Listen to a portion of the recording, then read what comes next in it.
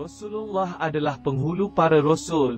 Baginda telah dilahirkan di Makkah pada pagi hari Isnin, 12 hari bulan Rabiul Awal di permulaan tahun Gajah dan tahun ke-40 dalam pemerintahan Raja Kisra Anushirwan, bersamaan 20 atau 22 April tahun 571 Masihi.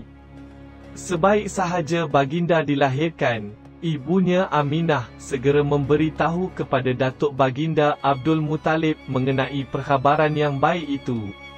Dengan itu, Abdul Muttalib terus mengambil dan membawa baginda ke dalam Kaabah untuk berdoa dan bersyukur kepada Allah.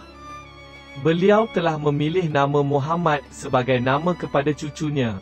Nama itu tidak pernah dinamakan kepada sesiapa pun oleh bangsa Arab sebelum ini. Nabi Muhammad juga telah berkhatan ketika berada di dalam kandungan ibunya lagi. Mengikut resam bangsa Arab Hadori, mereka mencari penyusu untuk anak-anak mereka dari pendalaman. Hal ini sebagai usaha mencegah dari penyakit-penyakit yang terdapat di bandar, di samping menguatkan pembinaan jasad anak-anak dan mengemaskan otot-otot.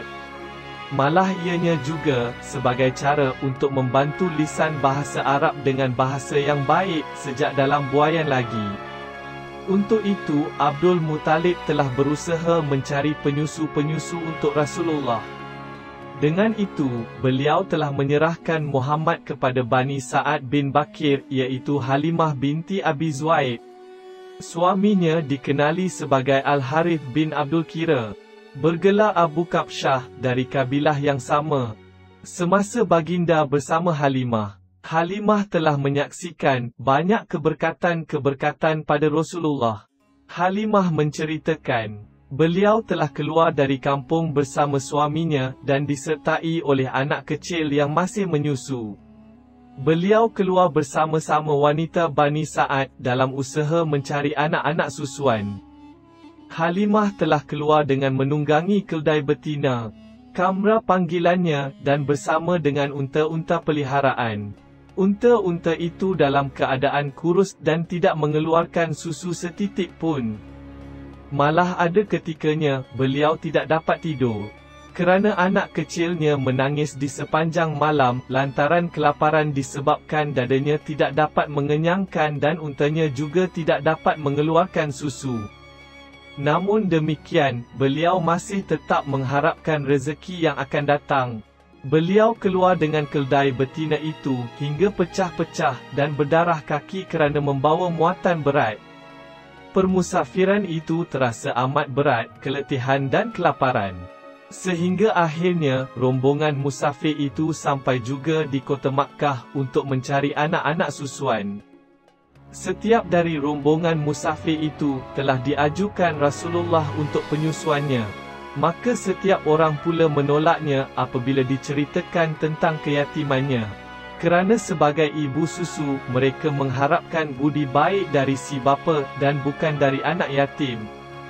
Kesemua rombongan ibu susu yang datang bersama dengan Halimah telah membawa pulang bayi susuannya, kecuali Halimah seorang sahaja. Dan ketika beliau hendak bersiap untuk pulang, beliau berbincang dengan suaminya bahawa dia tidak akan pulang tanpa membawa bayi susuan.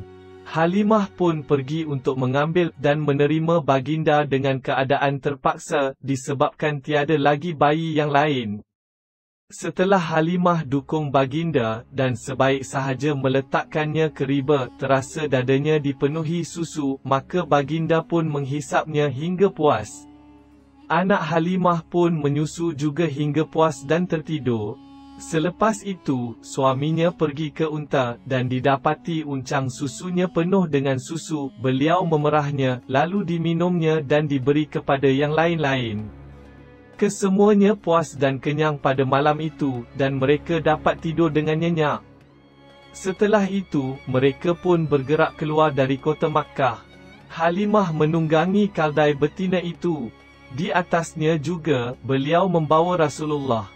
Binatang tunggangan Halimah merentasi perjalanan dan tidak dapat disaingi oleh keldai-keldai mereka yang lain. Hingga kan teman-temannya yang lain tertanya-tanya dan berkata, "Wahai puteri Abu Zuaib, apa kamu ini? Perlahanlah sedikit, tidakkah tunggangan kamu itu yang naik ke sini dulu? Jawab Halimah kepada mereka. Bahkan demi Allah yang itulah, jawab mereka, demi Allah ianya ada keistimewaan.